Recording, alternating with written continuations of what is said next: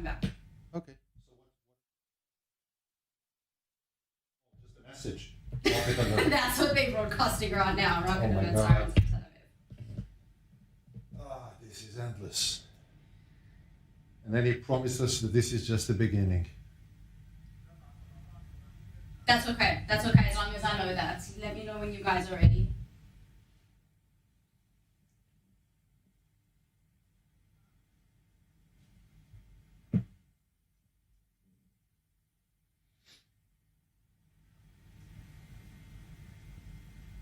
We're not going on air?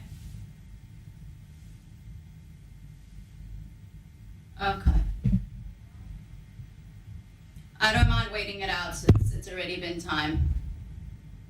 I can hear the booms outside.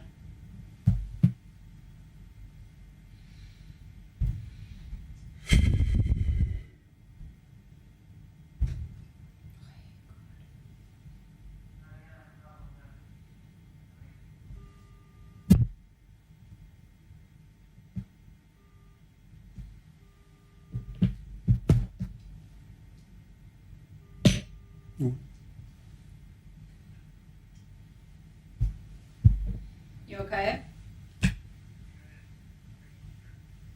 Okay. Yeah, I'm fine. I'm in the studio. No one knew what was going on, so I'm still sitting in the studio, but the entire broadcasting team is in the bunker.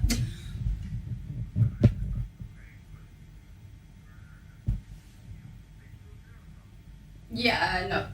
Sort of. All right. Bye.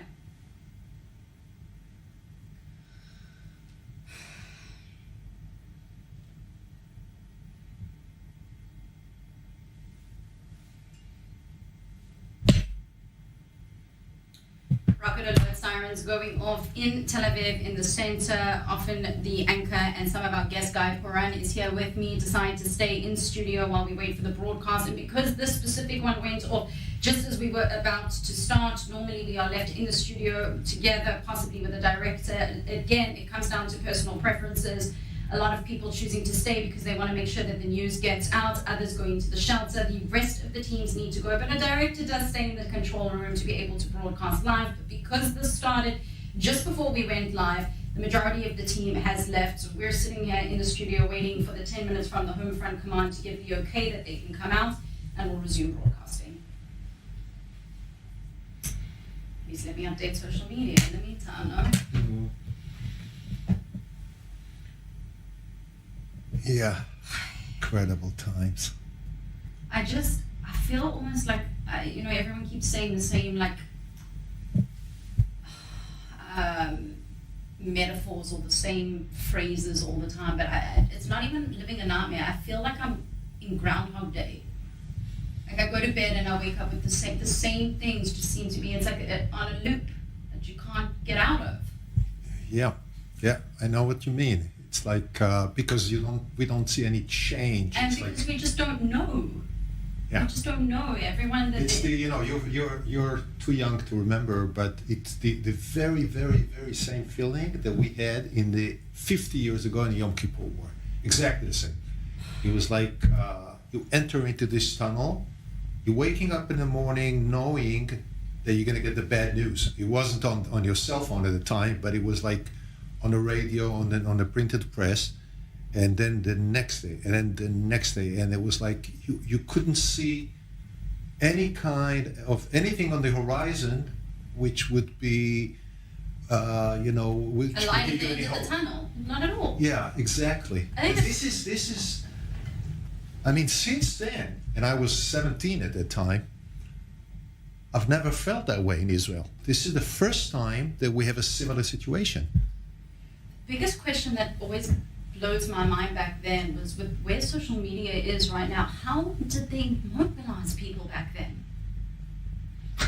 I can't. Maybe because I wasn't around, I can't wrap my head around how they actually mobilized. It must have taken hours. Yeah. Well, what happened was there was a one black and white channel on the television, channel 1, or they called it then, whatever, and everybody was hooked on that morning to night, At that time, my father was a general, was the military spokesman for the IDF. So he was on television every half an hour. And I was there watching him, but the whole country was getting it through the radio and through the one-channel television. But in a way, it was simpler because you didn't get all the fake news. You didn't get you didn't get what the country didn't want you to see.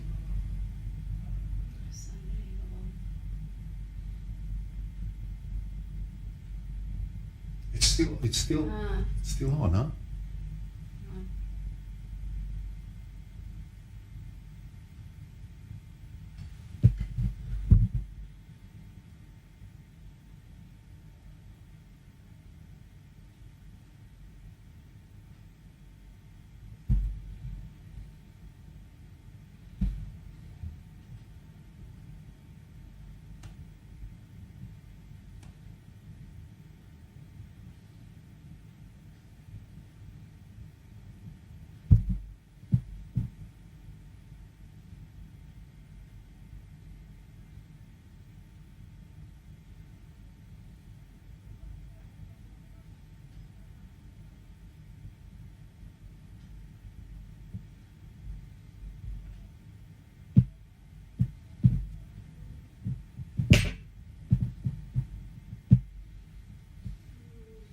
Where did you post that on Facebook?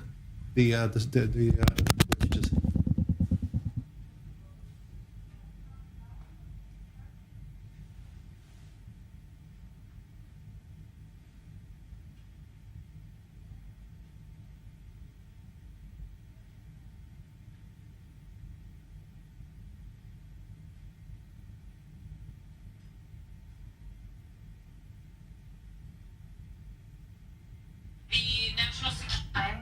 Citizens of Israel.